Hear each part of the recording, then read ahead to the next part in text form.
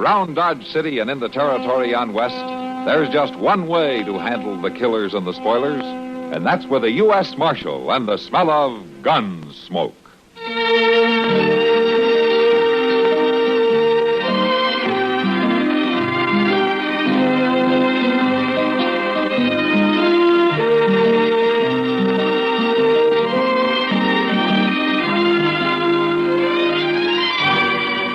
Gunsmoke, starring William Conrad, the story of the violence that moved west with young America, and the story of a man who moved with it. I'm that man, Matt Dillon, United States Marshal. The first man they look for and the last they want to meet. It's a chancy job, and it makes a man watchful and a little lonely.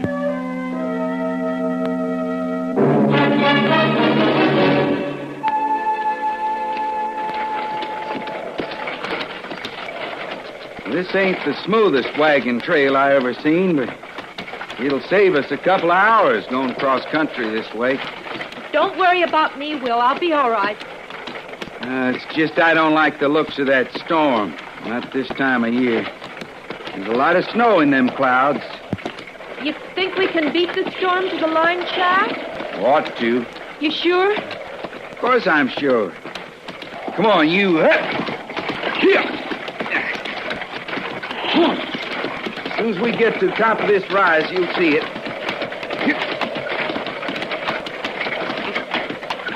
Oh, no! Oh. Burned. Every last stick of it burned.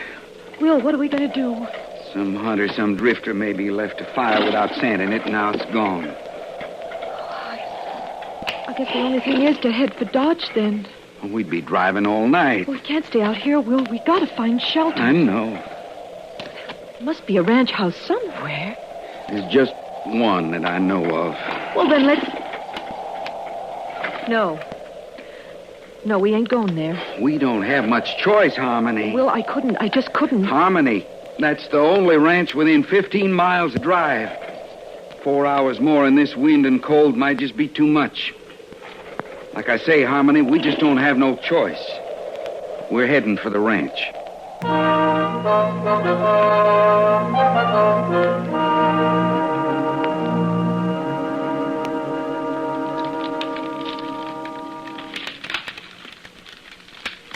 It's a good thing I toted in all that stove wood, Mr. Dillon.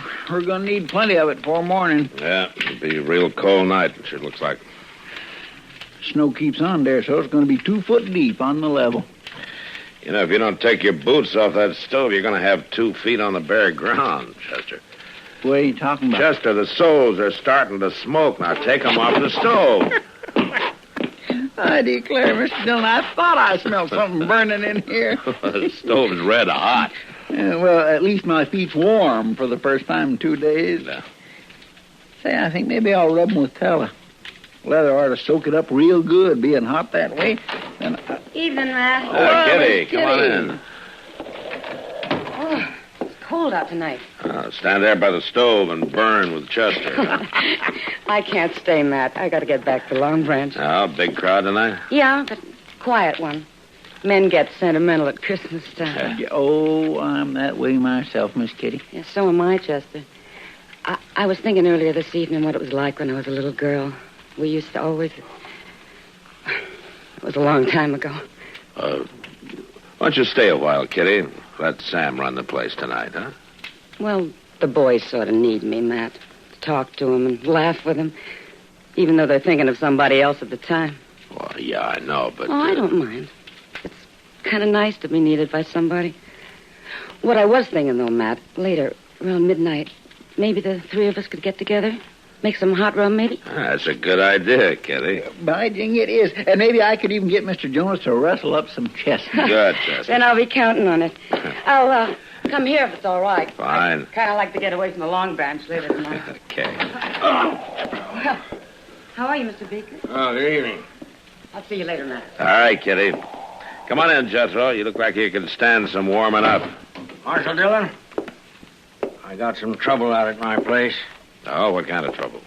I've been invaded, attacked on my own property, shot at. Look at that there hat. Well, that bullet had come much closer, you'd have been shot, not shot at. Who was it, Jethro? Couple coming through in a wagon. They took over my barn. Won't let me put a foot inside. Now, what do you mean a couple? You mean a man and wife? How do I know if they're man and wife? Well, maybe they just want shelter from the storm. Marshal, I don't care what they want. They took possession of my barn without so much as a by your leave. And I want them thrown out of it. Tonight. Well, can't we leave it till morning, Jethro? Will Ross ain't spending the night on my property. Will Ross? Well, is your daughter with him, Harmony? Marshal, I got no daughter. Well, you did up until 2 years ago when she married Ross and you threw them both off the place. For the last time, I got no daughter. You had one for 19 years, Beeker. You know me for a man of my word, Marshal. And I'm telling you this. If you don't ride back out there with me right now and get them two off my property, I'm going to burn that barn down with them inside it. Chester, Yes, sir. you better saddle up a couple of horses.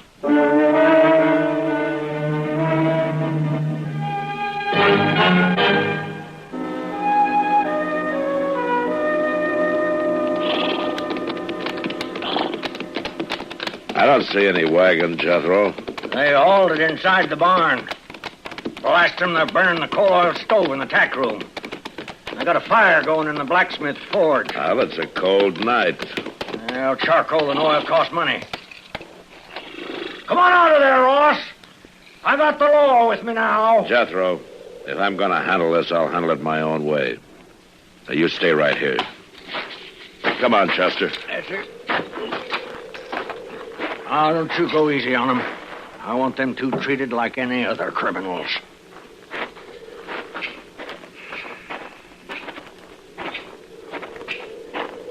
We make mighty good targets again in this snow, Mr. Dillon.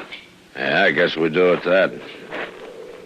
I think the wind's dying down. May not turn into a blizzard after all. Mr. Dillon, I just don't like the idea of walking right into a gun. Will Ross. Who is it? Who's out there? It's Matt Dillon. Hold your fire, Will.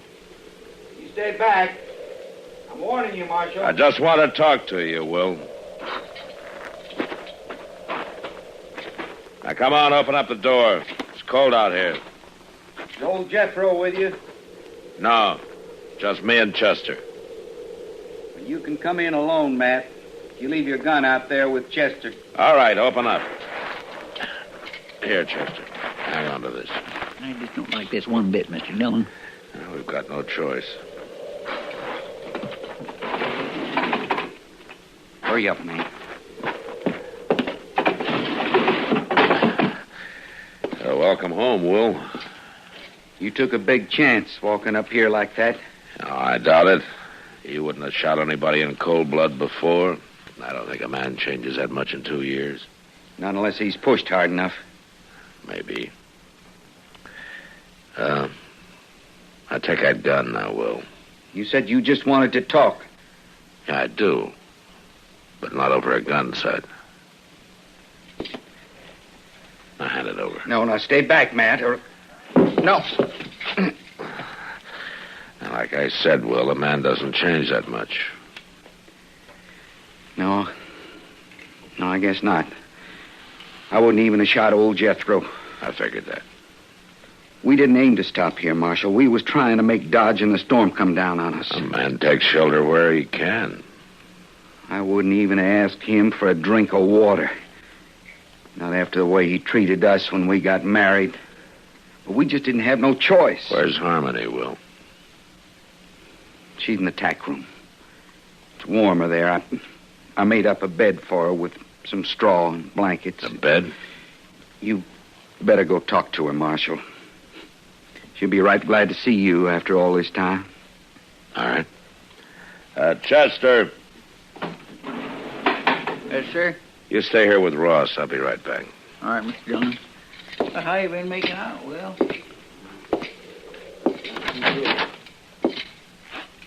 Harmony? Who is it? Matt Dillon. Oh, Matt. Well, what's going on here, young lady? Oh, everything, Matt. We're in trouble, real trouble. Oh. see. It'll be any time now, I think.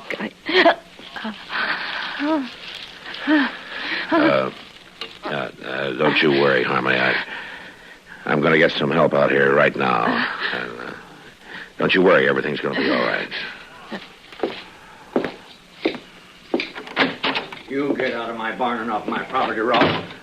And take that woman of yours with you. Jethro, I told you to stay outside. I'll remind you these is my own premises, Marshal. We'll worry about that later. Chester, Yes, sir. go get Doc out here fast. Well, what'll I tell him? Is Miss Harmony took down sick? Not exactly. What? Just get riding. Yes, sir. I'll get him. I'll get him right away.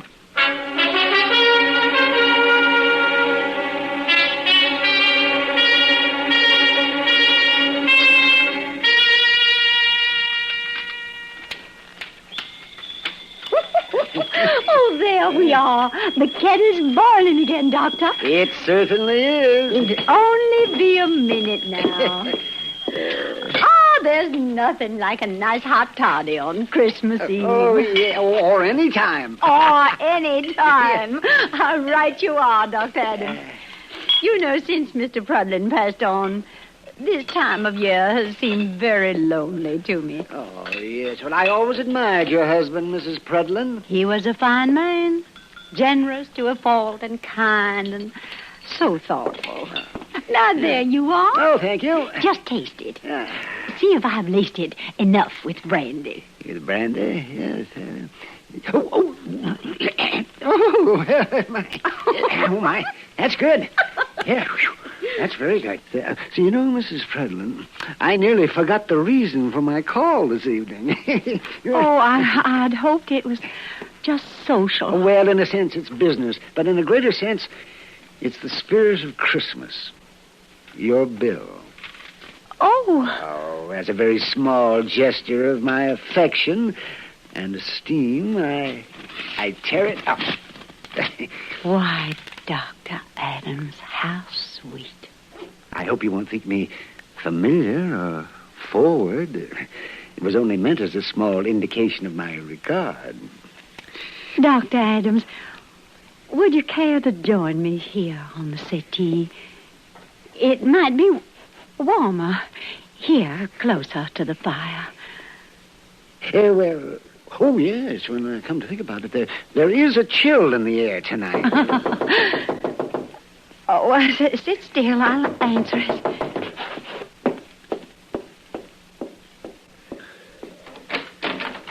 Good evening. Good evening, Miss Prudlin. Excuse me, but it's Doc here. No, my gracious. Why, yes, he is. Won't you come in? Thank you. Doc, I've been looking all over town for you. Well, why did you have to find me? Oh, never mind. What is it you wanted? Well, it ain't me that wants you, Mr. Dillon. Mr. Dillon, what's the matter with him? There ain't nothing the matter with him. He just wants you out of the Beeker place right away. He told me to bring you back. But this is Christmas Eve. Well, my gracious alive, I know that. Well, all right. Mrs. Prudlin, thank you for a wonderful time. And I hope you won't think ill of me for rushing off. Duty calls, Doctor. I understand. Some men can afford to be selfless. And you are one of those men. Mrs. Prudlin, I want you to know that I think you... Doc, Mr. Dillon is waiting. I'm coming! Good heavens, Chester, man's got to be polite, doesn't he? Another... Oh, there's... Good night, Mrs. Prudlin. Good night, Doctor. Come on, Chester.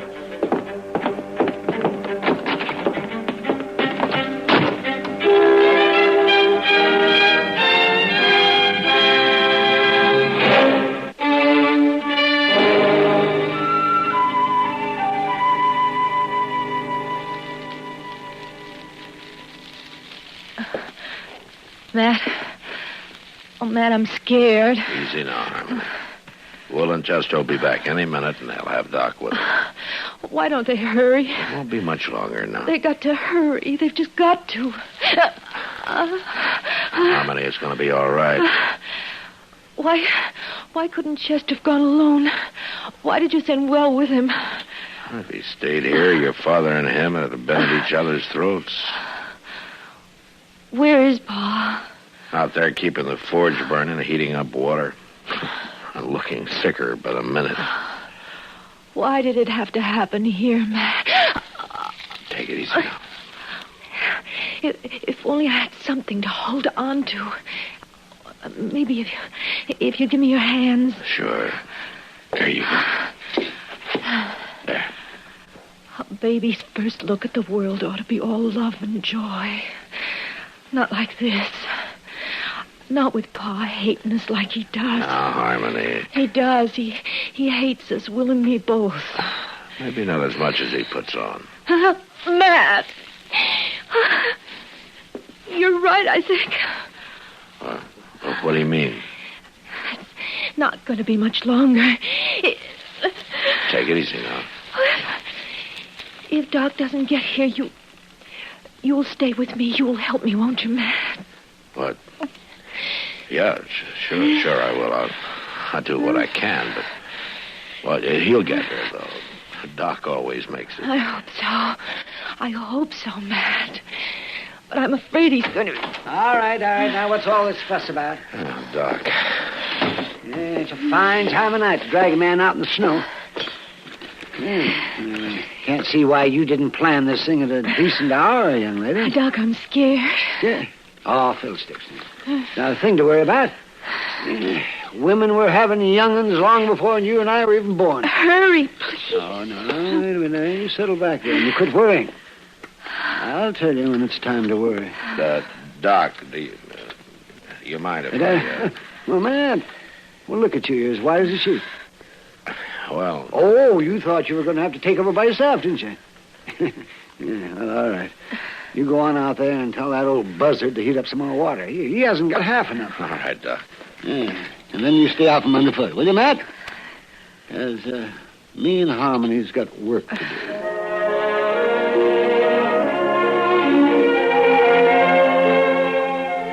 All right, now, little fella. Howdy, young fella. Welcome to the world.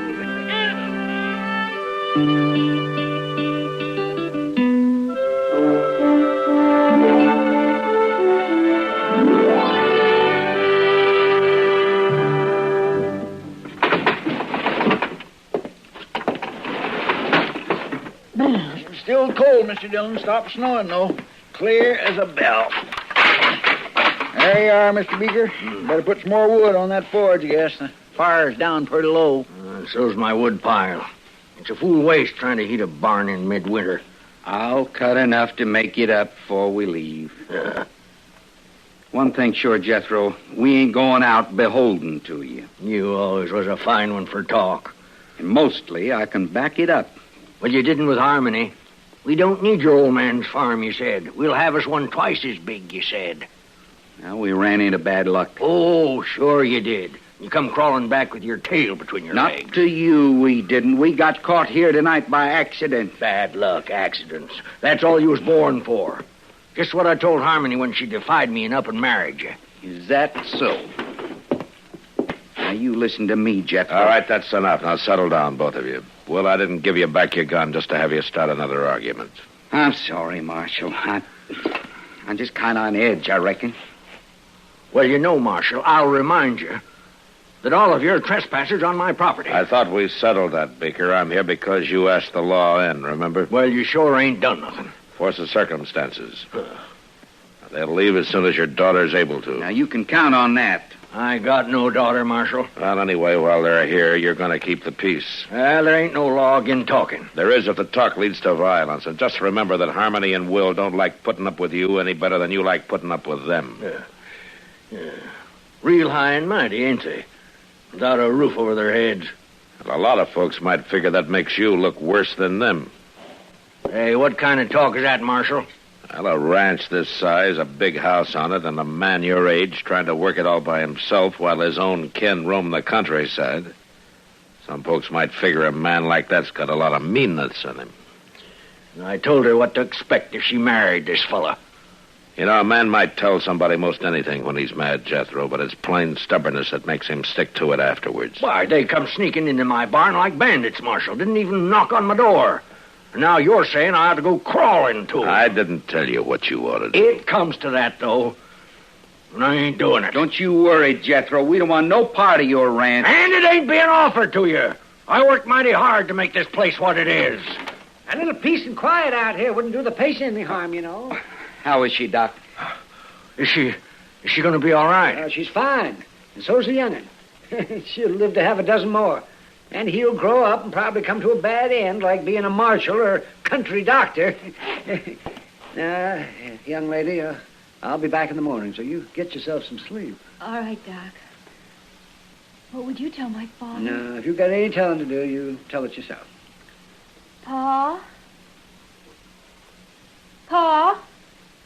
Well, answer, you old coot. She's talking to you. Yes. What is it? Pa? Will you come in here and say howdy to your grandson? Grandson? My grandson? Of course he's your grandson. By golly, I hadn't thought of that. It's my grandson. I don't know now, Jethro. You just got through claiming you didn't even have a daughter. Huh? Oh, confound it, Marshal. You're trying to put words in my mouth. Of course I got a daughter. And a grandson. Not as fine a boy as you could ask for. Say, Will. Yeah? I'd be much obliged if you'd shake hands and kind of forget things, huh? I can't see no reason not to, Jethro. Good. Well, come on, Will. Let's look him over. By golly, grandson. Crazy old fool. Young'un's born every day. It's nothing to get all worked up about. Who you fooling, Doc? Nobody. Well, what are we going to do? Huh? Head back to town? Might as well. They'll probably have some ups and downs yet, but I guess the four of them will be able to work it out now. Yeah, they'll spoil that kid rotten. Turned out to be a fine night after the snow quit, didn't it? Look at those doggone stars. Hey, Doc, why don't you come by the office when we get in town? Kitty's going to be there. We thought we'd have a little something to drink, sit around and talk a while. Oh, sounds fine. But it's pretty near 4 o'clock in the morning, Mr. Dillon. That's right, Chester. Well, Miss Kitty won't still be waiting up. You want to bet?